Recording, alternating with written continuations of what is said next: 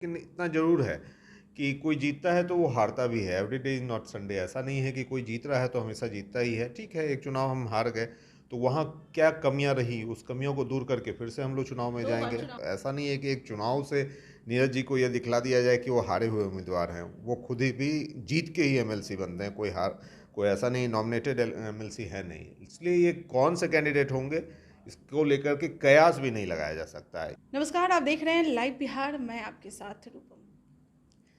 मोकामा चुनाव अभी से ही आस लगाए हुए हैं लोग कि आखिर वहां पर से जदयू किसे उतारेगी और आरजेडी का कौन रहेगा। हालांकि अनंत सिंह तो उनकी विधायिका चली गई है और अब वो पोस्ट खाली हो गया है।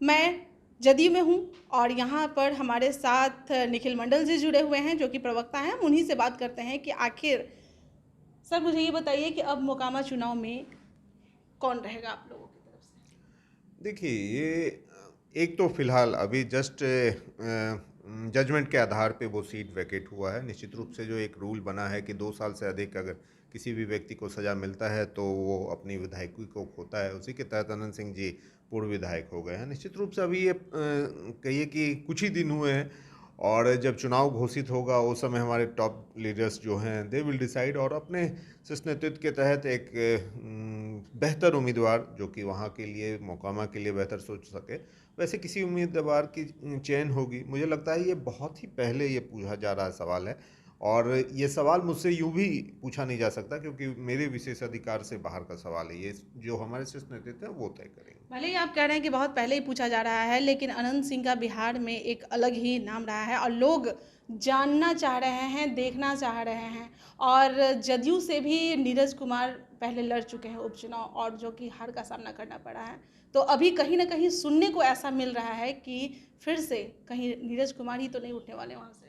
देखिए, मुझे इसकी कोई जानकारी नहीं है कि कौन उम्मीदवार अगला होने जा रहा है, लेकिन इतना ज़रूर है कि कोई जीतता है तो वो हारता भी है। Every day is not Sunday. ऐसा नहीं है कि कोई जीत रहा है तो हमेशा जीतता ही है। ठीक है, एक चुनाव हम हार गए तो वहाँ क्या कमियां रही, उस कमियों को दूर करके फिर से हम लोग चुनाव में जाएंगे। नहीं, ठीक है, दो बार क्या 3 बार भी चुनाव हारने वाले लोग फिर चौथे बार जीतते हैं। ऐसी कोई बात नहीं है कि कोई हार गया, 2 बार हार गया या 3 बार हार गया तो फिर वो चुनाव नहीं जीतता है। हाँ ठीक है, हमने कुछ कमियां रही होगी, उस कमियां को हम दूर करेंगे और निश्चित रूप से हम ऐसे प्रिपरेशन के तहत जरूर वहाँ लड़ेंगे कि हमारी जीत सुनिश्चित हो। सुनने को आया है कि अनंत सिंह की जो वाइफ हैं वो वहाँ पर से शायद उनका नाम आएगा, वो खड़े होंगे। तो क्या लग रहा है कि आप लोग क्या उन्हें टक्कर दे पाइएगा, उनके मुकाबले में आप लोग जीत पाइएगा?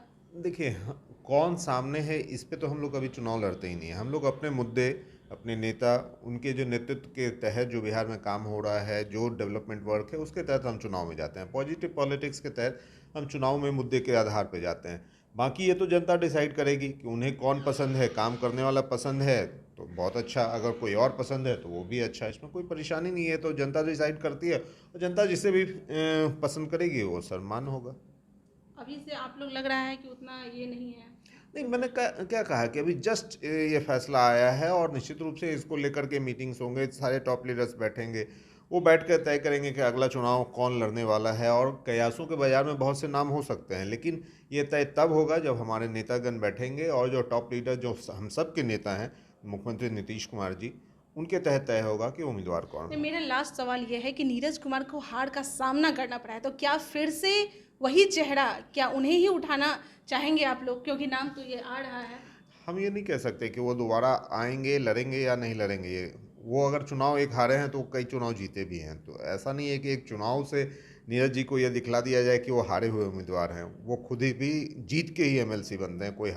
कोई ऐसा नहीं नॉमिनेटेड एमएलसी है नहीं। इसलिए ये कौन से कैंडिडेट होंगे इसको लेकर के कयास भी नहीं लगाया जा सकता है। ये समय आने पे ये तय होगा।